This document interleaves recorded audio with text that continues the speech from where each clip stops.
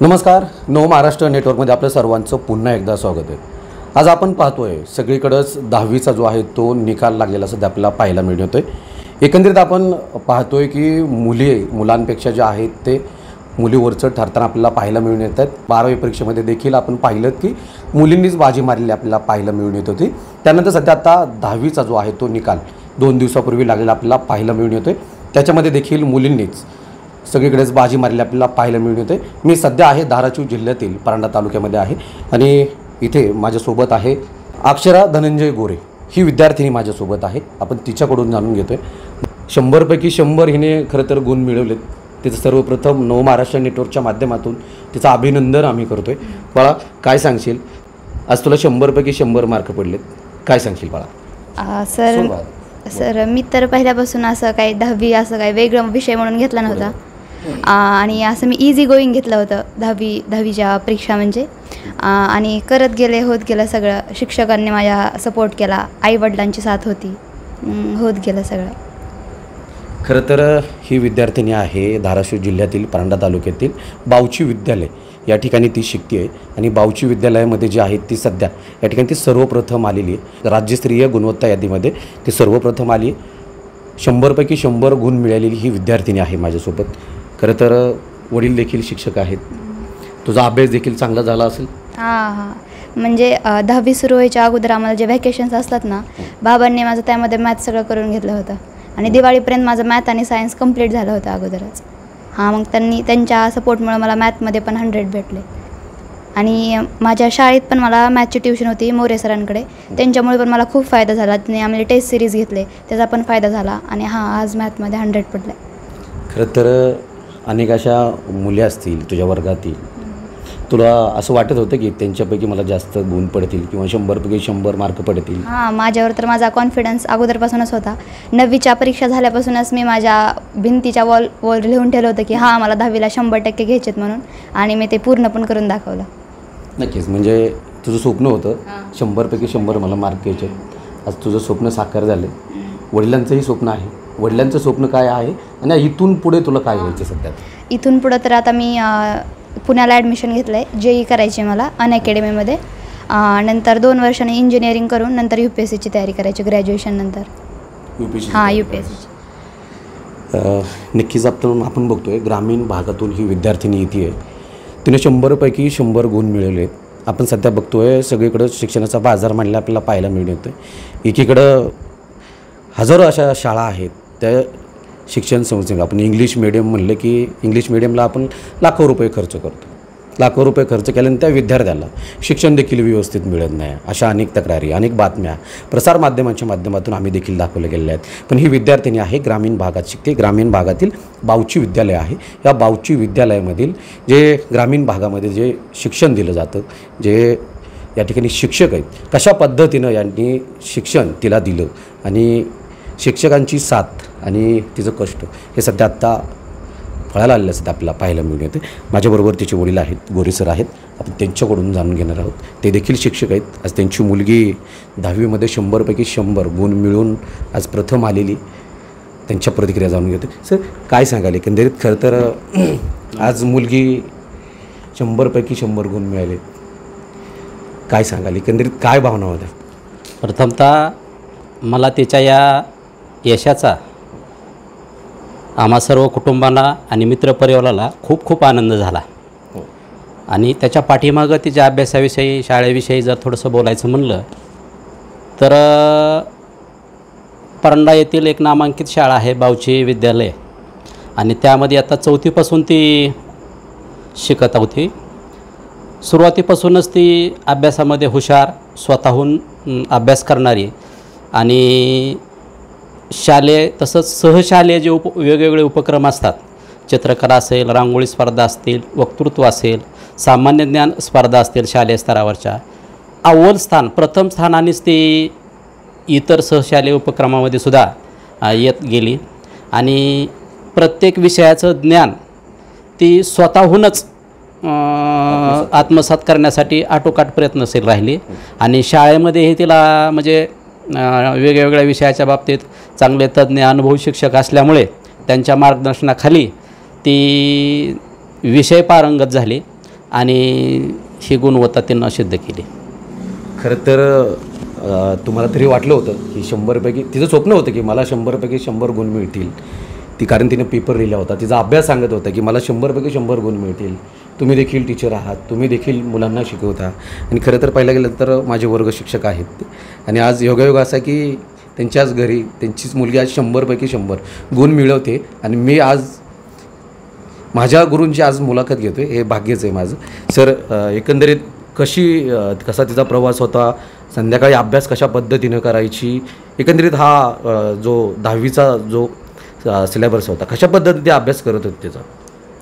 खरं तर इयत्ता 9वीची तिची परीक्षा झाल्यानंतर ज्यावेळेस आपल्या उन्हाळ्याच्या सुट्ट्या ह्या विद्यार्थ्यांना लागल्या आणि त्याची 10वीची पूर्वतयारी म्हणून 9वी झाल्यानंतर उन्हाळ्याच्या सुट्टीतच मे असेल, जून असेल, ह्या कालावधीमध्ये तिनं जवळजवळ 50% इयत्ता 10वीचा अभ्यासक्रम हा अगदी तन मन असं म्हणजे लावून पूर्ण केला होता. त्याच्यासाठी त्याचे सर्व विषय शिक्षक, मी स्वतः तिला वेळोवेळी मार्गदर्शन करत गेलो त्या सुट्ट्यामध्येही. आणि ज्यावेळेस तिच्या शाळा सुरू झाल्या त्यावेळेस प्रथम सत्राचा तिचा इयत्ता 10वीचा जूनमध्येच अभ्यासक्रम पूर्ण झालेला होता आणि अतिशय म्हणजे जिद्दी, चिकाटी, अभ्यासामधलं तिचं सातत्य असल्यामुळं तिनं अगदी हे 10वीचं वर्ष हसत खेळत घेतलं. आणि असं काही ते म्हणजे रात्री जास्त वेळ जागरण किंवा पहाटे लवकर उठणं असं तिचं एवढं मला कधी घरामध्ये वावरतानासुद्धा जाणवलं नाही. कारण का ती साधारणतः संध्याकाळी 10पर्यंत अभ्यास करायची आणि सकाळी पहाटे 5:30च्या दरम्यान उठायची. ह्या पिरियडमध्ये 1-2 तास तिचा अभ्यास सकाळी संध्याकाळी होत होता. आणि रेग्युलर अभ्यासाची रुटीन असल्यामुळं, अभ्यासामध्ये सातत्य असल्यामुळं तिला दिवाळीनंतरही अभ्यासामध्ये कुठला ताणतणाव आला नाही. आणि परीक्षेच्या इयत्ता 10वीच्या बोर्ड परीक्षेच्या कालावधीमध्ये सुद्धा अतिशय आनंदी अशा वातावरणात ती प्रत्येक पेपर देत गेली. आणि ज्यावेळेस तिचा पेपर शेवटचा पेपर झाला भूगोलाचा, घरी आल्यानंतर तिनं 2 शब्द व्यक्त केले की बाबा, मला ती बाबा म्हणते की बाबा, ह्या बोर्ड परीक्षेमध्ये मला 101% 100%च मार्क्स मिळाले पाहिजेत आणि तालुक्यातून, जिल्ह्यातून आणि राज्याच्या गुणवत्ता यादीमध्ये सुद्धा मी अव्वल राहील असा तिचा एक प्रामाणिक आत्मविश्वास होता. आणि मलासुद्धा आश्चर्य वाटत गेलं, इतका परीक्षेचा निकाल लागण्या अगोदरच हिचा इतका कॉन्फिडन्स, म्हणजे ते विषय ज्ञान जे आहे शाळेचा वेगवेगळ्या त्या तिच्या भाऊच्या शाळेचे प्राचार्य असतील, मार्गदर्शक तिचे सर्व शिक्षक असतील, ह्यांनाही खरोखरच त्याच्या या यशामध्ये त्यांचा सिंहाचा वाटा आहे. त्यांनाही जो विषय ज्ञानावरची काठिण्य पातळी असते अगदी सुलभ पद्धतीने सांगून तिला हा यशस्वी करण्यात त्यांचा सिंहाचा वाटा राहिला. आणि 10वीचा पेपर झाल्यानंतर ती कन्फर्म होती की मला 100% मार्क्स मिळणारच. आणि त्याच्यामुळं तिनं निकाल लागण्या अगोदर तिला शाश्वती होती मला 100% गुण मिळतील. परंतु आज तुमची मान उंच होणार आहे, कारण आज आपण बघतो की आज मुलगी शिकली, प्रगती झाली. खरं तर आज ती शिकली आहे, 100पैकी 100 गुण मिळालेत तिला. आज खरं तर ताटमानेने जगता येते. आज दिवसभर कार्यक्रम आहे, तिचा सत्कार, सन्मान अनेक ठिकाणी तुम्ही गेलात, त्या ठिकाणीसुद्धा आज तिच्याबरोबर तुमचाही सन्मान होतो आहे. काय वाटते, काय भावना आहेत? खूप खूप आनंद होतो आहे. अक्षरामुळं ज्या ठिकाणी आमची ओळख नव्हती पण तिच्यामुळं आमची आज ओळख निर्माण झाली. बऱ्याचशा वेळेस असा अनुभव आला ह्या 2 दिवसात की ह्या अक्षराचे मम्मी पप्पा आहे असं बाहेरून आम्ही जाताना वावरताना सुद्धा आमच्या लक्षात आलं. बऱ्याच जणांची कुजबूज ऐकली, ही महाराष्ट्रात राज्यस्तरावर गुणवत्ता यादीत आलेली आहे आणि ही मुलगी ही तिचे आईवडील आहेत असं, म्हणजे तिच्यामुळं आमची आज ओळख निर्माण झाली. बऱ्याचशा वेळी आपण बघतोय खरं तर एकीकडे वंशाला दिवा हवा म्हणून मुलांची वाट पाहणारे जे आईवडील आहेत, आज सध्या मुलीनं आज गगन भरायला घेतले. सध्या पाहायला मिळते सगळीकडेच मुली ज्या आहेत ते सध्या आत्ता कुठल्याही क्षेत्रामध्ये ज्या अग्रेसर आहेत तिनं आज 100पैकी 100 गुण मिळवले सध्या आपल्याला पाहायला मिळून येत आहेत. खरं तर मला वडिलांचं स्वप्न काय आहे, काय व्हायचं आहे, वडिलांना काय वाटतं की तू काय बनलं पाहिजे? हां, दोघांची पण इच्छा आहे की मी पहिल्यांदा IITमधून इंजिनिअरिंग करायची आणि नंतर मला UPSC थ्रू IAS व्हायचं आहे. IAS व्हायचं आहे. स्वप्न नक्की तिचं साकार होईल, कारण सध्या 10वीमध्ये, कारण आयुष्यात पुढे जात असताना 10वीची परीक्षा खूप महत्त्वाची मानली जाते. याच्यामध्ये 10वीमध्ये तिने 100पैकी 100 गुण मिळवले सध्या पाहायला मिळत आहेत. खरं तर बाळा, आपण पाहतो की इकडं इंग्लिश मिडियममध्ये ज्या मुलांना शिक्षण घेण्यासाठी टाकलं जातं, बाहेरगावी टाकतात किंवा इतर सगळीकडे मुलांना ठेवलं जातं, तर मग त्यांना लाखो रुपये खर्च केले जातात त्यांच्या शिक्षणासाठी. परंतु मराठी मीडियममध्ये असून देखील त्या बावची विद्यालयामध्ये असून आज तू 100पैकी 100 गुण मिळालेत. मग काय सांगशील मला की मराठी मीडियममध्ये राहूनसुद्धा शिक्षण घेता येतं आणि ज्या ग्रामीण भागामध्ये जे शिक्षण दिलं जातं त्या शिक्षकांकडून ते शिक्षक कुठंही कमी नाही आहेत, त्या आज याच्यातून सिद्ध होत आहे. तुला काय वाटतं बाळा, ते ग्रामीण भागामधले सुद्धा शिक्षक शिकवू शकतात आणि जो लाखो रुपये खर्च तिथं शिक्षणासाठी दिला जातो तो कुठं झालेला नाही, कारण तो आज ग्रामीण भागात शिकली. म्हणजे आपला मेन गोल काय आहे की आपल्याला करायचं आहे. मग शिक्षक तर त्यांचं कॉन्ट्रीब्युशन करतात, आपण पण एक पाऊल पुढे गेलं पाहिजे. आपण जर आपले 10 पाऊल टाकत असू तर आपला शिक्षक पण नक्की आपल्यासाठी पुढे येऊ शकतो ना. मग त्यामुळं आपण करत राहिलं पाहिजे. असं काही फरक नाही की CBSE board, SSC board, SSC पण कमी नाही. आम्हाला आता मी गेले ना आता अकॅडमीमध्ये 1.5 महिना झालं, मी तिथं स्वारगेट पुण्याला इथे आहे, तर तिथं पण आहेत ना CBSEची मुलं आहेत, मी SSCची आहे. पण तिथल्या सरांनी पण आम्हाला सांगितलं की इतकासा फरक नाही आहे. म्हणजे CBSEवाल्यांचा काही सिलेबस कट केला आहे आता आणि आमच्याकडं जो सिलेबस आहे ना तो पण तिथं चालतो. म्हणजे इतकासा फरक पडत नाही जर तुम्ही अभ्यास केला तर. नक्कीच, म्हणजे इंग्लिश मिडियमच्या शिक्षणापेक्षाही तुम्ही मराठी मिडियममध्ये शिक्षण घेऊ शकता. हां, तसंच घेऊ शकतात. सर आहेत माझ्यासोबत. सर, एकंदरीत लाखो रुपये शिक्षणाचा बाजार मांडलेला आहे. प्रत्येक ठिकाणी आपण बघतो इंग्लिश मिडियम खोलून सध्या आता बाजारच तो मांडलेला आहे, परंतु इंग्लिश मिडियमला लाखो रुपये खर्च करूनही विद्यार्थी घडत नाही आहे. कारण विद्यार्थी त्याला मराठी मिडियम म्हणलं की ते जरा आईवडीलच शाळेत टाकायचं म्हणलं की थोडं पुढं पाठीमागं पाहतात की आपला सध्या आत्ताची पिढी इंग्लिश शिकलं पाहिजे, तिनं बोललं पाहिजे. मग तशा पद्धतीनं मुलांवरती खर्च केला जातो. तर अनेक अशा शाळांमध्ये टाकलं जातं. पण मराठी मिडियममध्ये तुमची मुलगी होती, या ठिकाणी 100पैकी 100 गुण मिळालेत. काय वाटतं त्या पालकांना, काय सांगाल तुम्ही? मी एक शिक्षक असल्यामुळं जबाबदारीनं सांगू इच्छितो की जे 10वीपर्यंतचं शिक्षण असतं हे आपल्या मातृभाषेत झालं पाहिजे. मातृभाषेत का? तर मातृभाषेतून वेगवेगळे जे विषय असतात हे विद्यार्थ्यांना गळी उतरवण्यात किंवा समजून घेण्यात अतिशय सुलभ जातं आणि ते विषय ज्ञान जे आहे त्या वयामध्ये त्या विद्यार्थ्याचं अगदी चांगल्या पद्धतीनं वाढतं. राहिला प्रश्न स्टेट लेवलचा अभ्यासक्रम आणि CBSE अभ्यासक्रम, तर दोन्ही अभ्यासक्रमामध्ये आता महाराष्ट्र शासनानं फारशी तफावत किंवा फरक ठेवलेला नाही. जवळजवळ 80-90% CBSE आणि स्टेट लेवलचा अभ्यासक्रम आता समान आहे.